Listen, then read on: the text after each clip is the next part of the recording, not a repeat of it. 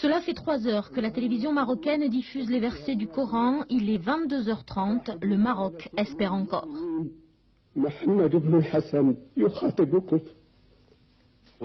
Quand Sidi Mohamed apparaît à la télévision, le peuple comprend aussitôt. Il s'appelle désormais Mohamed VI. Son père, le roi Hassan II, est mort. Avec à ses côtés son frère cadet, Moulay Rachid, le jeune prince héritier exhorte son peuple à être calme et patient dans la douleur.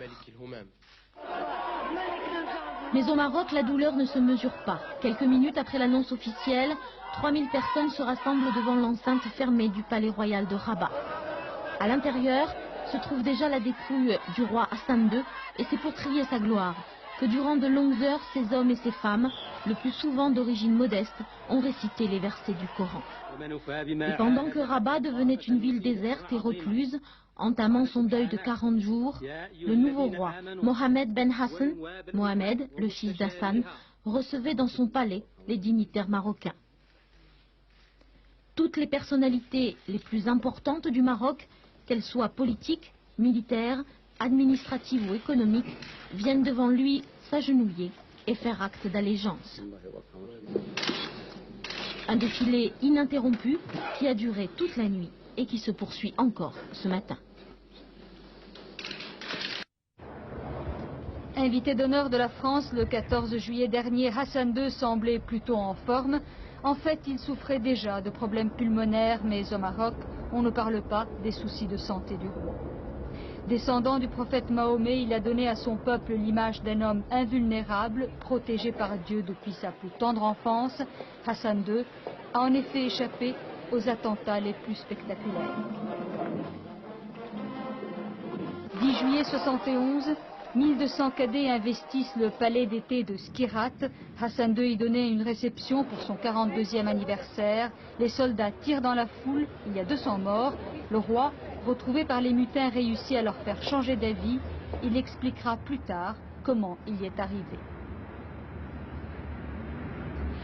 Cela est indigne et non conforme à ce que j'attendais de vous. Immédiatement, quelques-uns se mirent à pleurer. Août 72, Hassan II rentre d'un séjour en France. Son Boeing survole Tétouan quand 6 chasseurs marocains surgissent dans le ciel et ouvrent le feu. Les réacteurs sont touchés, l'avion plonge de 1000 mètres, mais le pilote réussit à se poser sur l'aéroport de Rabat. Le roi est sain et sauf. Les complots et attentats l'ont endurci. Il est devenu implacable envers ses ennemis, surtout envers le général Oufkir qui avait organisé l'attaque contre son avion. Depuis quelques années, le roi a assoupli certaines de ses positions. Septembre 91, le plus célèbre prisonnier politique marocain, Abraham Serpati, est libéré, bien qu'il reste en exil forcé. En 98, le roi nomme un socialiste, Abderrahmane Youssoufi, à la tête du gouvernement. Celui-ci promet de faire une politique d'ouverture et améliore l'image de marque du royaume. Pourtant, en 38 ans de règne, c'est surtout le déclenchement de la Marche verte que l'histoire retiendra comme étant la plus grande réussite de Hassan II. Il récupère le Sahara occidental sans qu'une goutte de sang ne soit versée. Il profitera longtemps de ce coup de génie qui a unifié pendant des années le peuple marocain derrière son roi.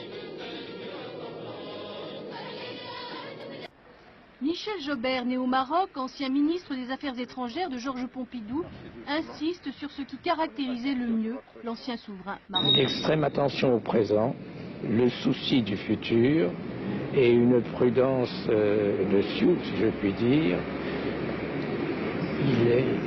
Il évaluait les situations face auxquelles il était, et au Maroc, les situations sont toujours complexes.